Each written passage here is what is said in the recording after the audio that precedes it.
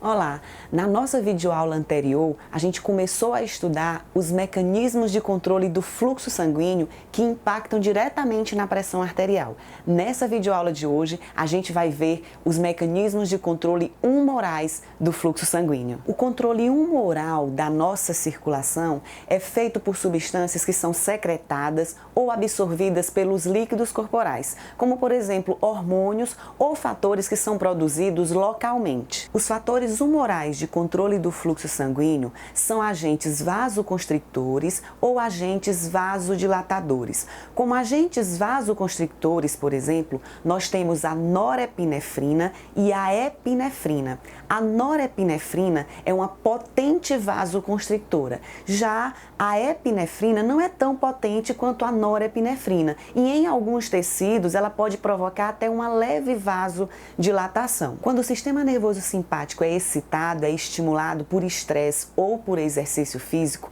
as fibras nervosas simpáticas vão liberar a norepinefrina. E a norepinefrina vai excitar o coração e vai contrair as veias e as artérias. Além disso, quando o sistema nervoso é excitado, as fibras que estão inervando lá as medulas adrenais vão estimular, vão produzir tanto epinefrina quanto norepinefrina na corrente sanguínea.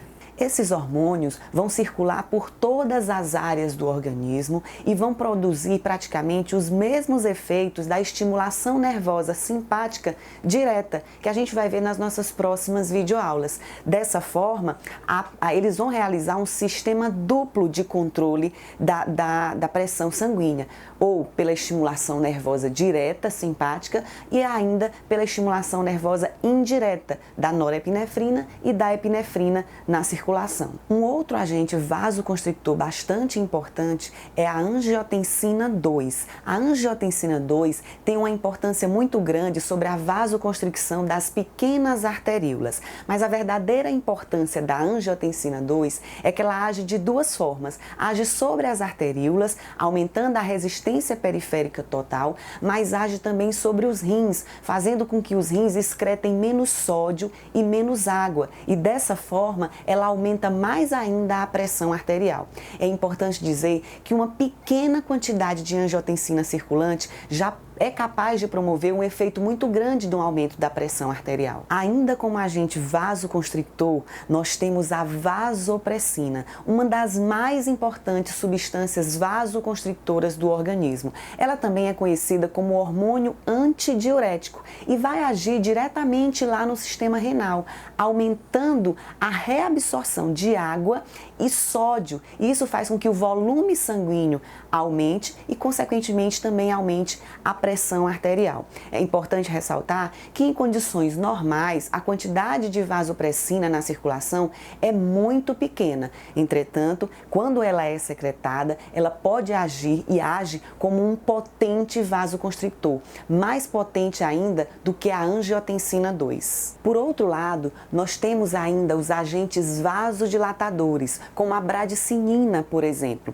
Diversas substâncias chamadas de cininas promovem intensa vasodilatação quando produzidas pelo sangue ou em líquidos de tecidos de alguns órgãos. Uma outra substância vasodilatadora é a histamina. A histamina, ela é liberada em praticamente todos os tecidos corporais. Quando esse tecido ele é lesado, quando ele sofre um processo inflamatório ou quando ele passa por uma situação alérgica, a histamina vai provocar intensa vasodilatação. E assim como a bradicinina, ela também vai aumentar a porosidade capilar, facilitando o extravasamento de líquidos e de proteínas plasmáticas. E em alguns casos, onde em situações especiais patológicas, a histamina é que vai ser responsável pelo grande edema que aparece nessas situações. Nós temos ainda alguns íons e outros fatores químicos que também podem agir como fatores de vasoconstricção ou de vasodilatação.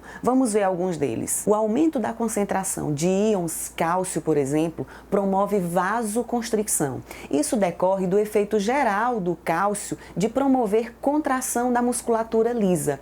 Já o aumento da concentração de íons potássio e íons magnésio pode fazer a vasodilatação, e isso decorre também do efeito desses íons em inibir a contração da musculatura lisa. Nós temos ainda a influência da concentração do gás carbônico, do CO2, que exerce vasodilatação moderada na maioria dos tecidos, porém uma vasodilatação intensa quando a sua concentração é aumentada no tecido cerebral.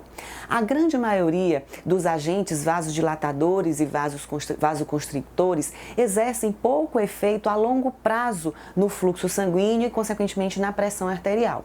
Entretanto, se a atividade metabólica desses tecidos é aumentada de forma sistematizada, como acontece, por exemplo, no treinamento físico, o efeito desses vasodilatadores e vasoconstrictores pode ser bastante significativo e interfere no controle da pressão arterial. Mais uma vez, foi um grande prazer estar aqui contribuindo com você, te ajudando a alcançar o sucesso, porque você deve lembrar, o sucesso é vazio quando você chega à linha de chegada sozinho.